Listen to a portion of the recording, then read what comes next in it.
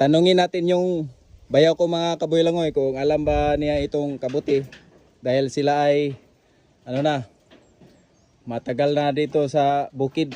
Baka meron silang nalalaman. Oh. Yaw, sa man pwede itong kainin na kabuti?